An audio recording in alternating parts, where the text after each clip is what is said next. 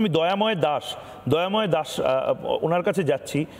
দয়াময় দাস, বাংলাতে আমরা সবাই চাই বাংলা অগ্রগতির পথে এগোক, বাংলা এক নম্বর রাজ্য হোক সারা দেশের মধ্যে। আপনারা আজকে যেরকমভাবে পুনেতে, চণ্ডীগড়ে বা গুজরাটে আছেন, পুনে, চণ্ডীগড়, গুজরাট, মহারাষ্ট্র, অসম সব জায়গা থেকে বাংলায় কাজ করতে আসুক। এই মুহূর্তে যে মিথ্যাচারটা করা হচ্ছে যে আপনারা নাকি বাংলায় কথা বললে আপনাদেরকে নাকি বের করে দেওয়া হচ্ছে, বাঙালি পরিযায়ী শ্রমিকদের বের করে দেওয়া হচ্ছে, আপনাদের অভিজ্ঞতাটা বলুন। পুনেতে এই মুহূর্তের অভিজ্ঞতাটা কি? আপনারা এই মিথ্যাচার ফাঁস করুন। এসবগুলো গুজব রটানো হচ্ছে। পুনেতে আমরা নিঃসন্দেহে খুব ভালোভাবে আছি। কোন রকম বাংলার যে ভাষার প্রতি এই ধরনের কথা বলা হচ্ছে, কোন রকম আমাদের এখানকার লোকেরা এত ভালোভাবে আমাদের সহযোগিতা করে যে কল্পনাই করতে যায়। সম্পূর্ণ মিথ্যে কথা। আমরা শুনেছি, মানে গল্প করি যে কেন এরকম। আজকে মমতা ব্যানার্জি যখন এখানে মানে পুনাতে একবার এসেছিলেন, যখন মানে ওই প্রথম সুরেশ যোগ দিতে এসেছিলেন, তখন আমি পুনাতে প্রায় 45 বছর ধরে আছি। 45 বছরে এরকম ধরনের মানে এত শান্তিতে আমি থাকতে পারি না। আজকে মমতা ব্যানার্জি এরকম ধরনের যে আমাদের পুনা থেকে যেতে গেলে পাসপোর্ট লাগবে বাংলা, আমাদের নিজের বাড়ি। এই যে জিনিসগুলো, এগুলো একদম মানে আমাদের মনের মধ্যে ভয় ঢুকে যাচ্ছে। কেন এরকম করতে বুঝতে পারছি। দেখুন, আমরা এখানে আমরা এই যে সোনার লাইনে কাজ করছি, কেন করছি? আমরা এত দূরে থাকার পরিস্থিতি কেন পড়েছি? আগে ওখানে সেরকম ধরনের কাজের পরিস্থিতি নেই, কোনো সিকিউরিটি নেই। আজকে এখানে যেরকম সিকিউরিটি আছে, সেই সিকিউরিটিটা আমরা কলকাতায় গিয়ে অনুভূতি করতে পারি না। আমরা এখানে অভ্যস্ত, আমরা দিনরাত রাত্রি 2-3টের সময় শোনাপত্র নিয়ে ঘুরে বেড়াই, কেউ কোনো বাধা সৃষ্টি করে না। এবার দেখুন, মানে আজকে এখানে থেকে আমরা যদি পশ্চিমবাংলায় গিয়ে করি, পশ্চিমবাংলায় কিন্তু সেই সিকিউরিটি আমরা পাই না।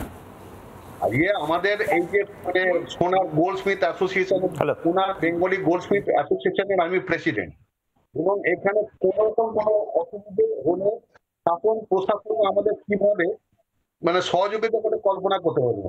আমাদের কলকাতায় একটা পিস্তল নিয়ে ঘুরে বেড়ালেও পুলিশকে কেউ গ্রাহ্য করে না, এখানে একটা লাঠি নিয়ে ঘুরে বেড়ালে পুলিশ ইয়ে করে। এবার কোন রকম কোনো অশান্তি কিছু নেই।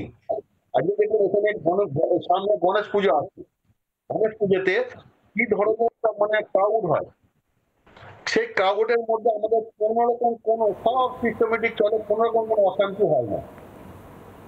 এবার দেখুন, আমি প্রসঙ্গে চাইবে আমাদের সোনার লাইনে যেসব জিনিসগুলো আমাদের সোনার লাইনে অনেক কিছু আমাদের নেগলেক্ট করা হয়, সেই সরকারকে রিকোয়েস্ট করবো যে আমাদের সোনার লাইনে যাতে একটু মজুরিটা বাড়ায়। কারণ কি হচ্ছে যে আমাদের মজুরির ব্যাপারে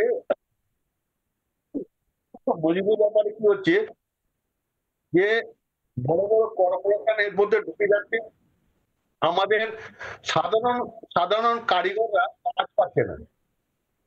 এটার ব্যাপারে সরকার যেন আমাদের সহযোগিতা করে। এবার আর কি মানে এবার আমি গণিতকে ধন্যবাদ দেবো, বাংলাকে ধন্যবাদ দেবো যে আমাদের এই সুযোগটা করে দিয়েছে, যে আমাদের কোন রকম এখানে অশান্তি নেই আর হবেও না। কারণ কি হচ্ছে যে এখানকার লোকেরা এত সুন্দর স্বাদ দেয়, মানে আমরা বাংলায় বেশিরভাগ এখানে আমার এরিয়াতে এলে না, বাংলার সবকিছু আপনি পাবেন এখানে। মিষ্টির দোকান থেকে আরম্ভ করে সেলুন থেকে আরম্ভ করে সবকিছু এখানে পাবেন।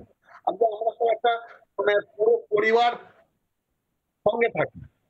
এটা তো এখন ওদের খাবার আমরা খাই, আমাদের খাবার ওদের শিখিয়ে দিচ্ছি এত সুন্দরভাবে। এবং ওখানে ওরা খুব পছন্দ।